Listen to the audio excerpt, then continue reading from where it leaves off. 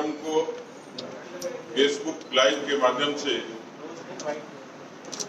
मुझ समेत पार्टी के सभी पदाधिकारी, सांसद, विधायक और हमारे प्रमुख लोगों ने उसको नीचे जनता तक पहुंचाया। एक बड़ा जन समर्थन उसको मिला। आज इस क्रम में पूरे प्रदेश भर में पत्रकार वार्ताओं के माध्यम से के जरिए 20 महीने की राजस्थान सरकार की अराजकता और अकर्मण्यता के खिलाफ हम लोग अपनी बात रख रहे हैं। वैसे इस आंदोलन से संबंधित पूरी विस्तृत जानकारी हमारे प्रदेश के महामंत्री श्रीमान मदन दिलावर जी आपके बीच में रखेंगे और हमारे जयपुर के सांसद श्रीमान राम ने सबका ध्यान आकृष्ट किया और मुझे आप लोगों ने लगातार संवाद किया। कुछ लोगों ने, हमारे मीडिया के बंधुओं ने कुछ बाइट्स ली, लेकिन मुझे लगा कि एक बार मैं अपनी बात, जो घटनाक्रम हुआ उस पर अपनी बात रखूं।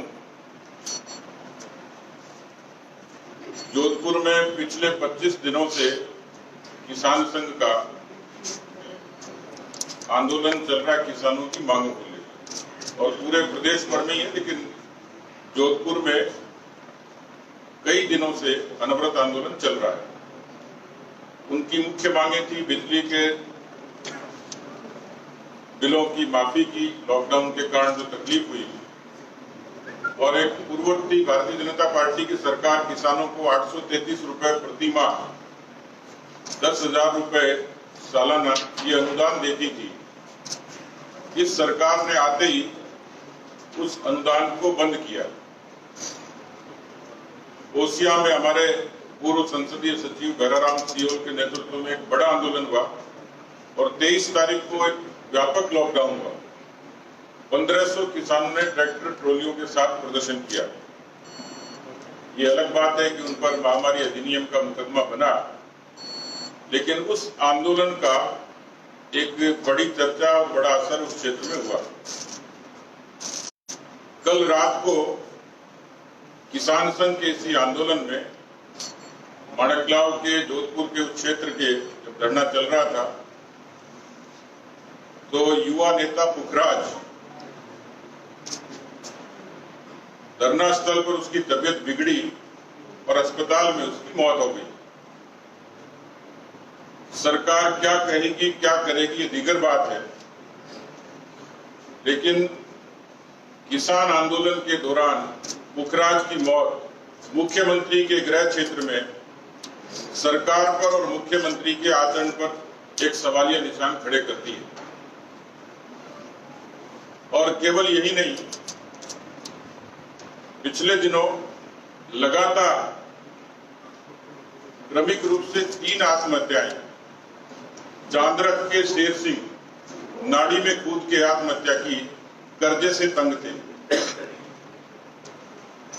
नेवरा के मोटाराम, इन्होंने भी इसी तरीके से तंग हाली में और किसान के कर्जे के कारण आत्महत्या की।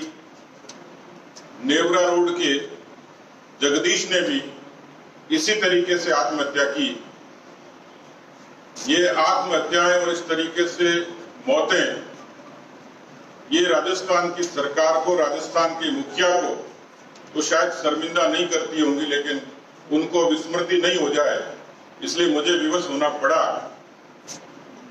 कि आपकी सरकार ने सबसे पहले राजस्थान में आपके राष्ट्रीय नेता ने और आप खुद ने बार बार ये कहा कि यदि हमारी सरकार आएगी तो हम किसानों का पूरा कर्जा माफ करेंगे। ये वो सब लोग हैं जिन पे केसीसी का, सहकारी बैंकों का इस तरीके का कर्जा था। मैं साहूकार के कर्जे की बात नहीं कर रहा।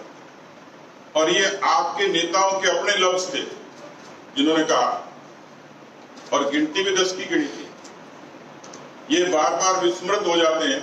और केवल यही नहीं, गंगानगर के एक किसान जगदीश ने जब आत्महत्या की, उसने तो बाकायदा सुसाइड नोट लिखा, नोट नहीं वीडियो था, यदि आप लोगों के संज्ञान में हो तो बाकायदा वीडियो में मुख्यमंत्री और उप मुख्यमंत्री का नाम लिया कि मेरे मौत के दोषी है, और अभी भी 20 महीने बाद भी अपने जन घोषणा पत्र पर ये सरकार कायम नहीं रहती है, अपने जन घोषणा पत्र से यू टर्न लेती है।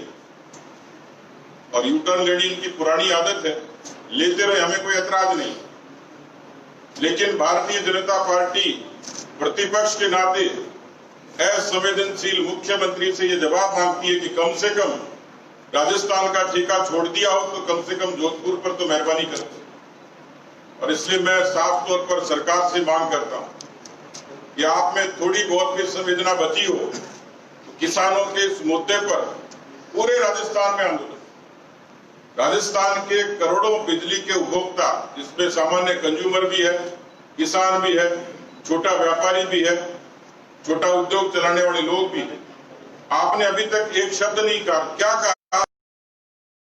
नहीं, कंज्यूमर्स को बिल देना चाहिए, कभी केंद्र पर थोपते हैं। आपने जब चुनाव लड़ा तो ये वायदे क्यों किए, इसका जवाब राजस्थान की जनता मांगती और हम मांगते हैं।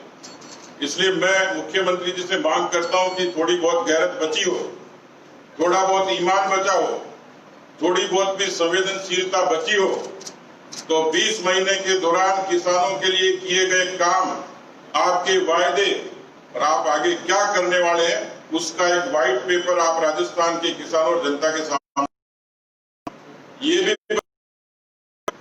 कि जिन किसानों की इस तरीके से आंदोलन में आत्महत्याओं से मौतें हुई, उन किसान परिवारों के संबल के लिए आपकी सरकार ने क्या किया?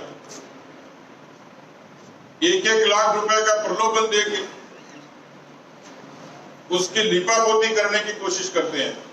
मुझे लगता है कि पानी अब सर से ऊपर उतर गया। राजस्थान का शरीफ हो सकता है, भोला हो सकता है, मर्यादित हो सकता है, लेकिन आप इस तरीके से किसानों के हितों की अनदेखी नहीं कर सकते। आपने लोक कल्याण की, किसान कल्याण की बात कही, 20 महीने तक आपको बर्दाश्त किया। ये अलग बात है कि उनके मंत्री हमें नसीहत देते हैं कि आप आंदोलन को वर्चुअल करो। हम तो वर्चुअल कर लेंगे, लेकिन राजस्थान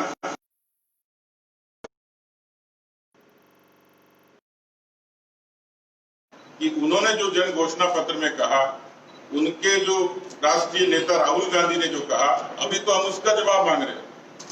हम सत्ता में कब आएंगे, कैसे आएंगे, उसकी हमारी अपनी तैयारी है। लेकिन अभी तो जो हिसाब किताब कांग्रेस पार्टी ने जो वायदे किए और उसका एक सीधा सीधा असर दिखता था कि राजस्थान के किसानों ने कदाचित इस प्रलोभन में भी, इस बलवंसात से भी, इस अपील पर भी, इस उम्मीद के साथ भी, क्योंकि जो पिछले दिनों जो सुसाइड हुई उसमें ट्रैक्टर के लोन पर भी किसानों ने मान लिया। ऐसी अनेकों घटनाएं थी। इसलिए अभी तो जो के द्वारा उनके चुनाव के अभियान के दौरान मुझे लगता है कि उस पर यदि वो कोई व्हाइट पेपर देंगे तो ज्यादा उचित।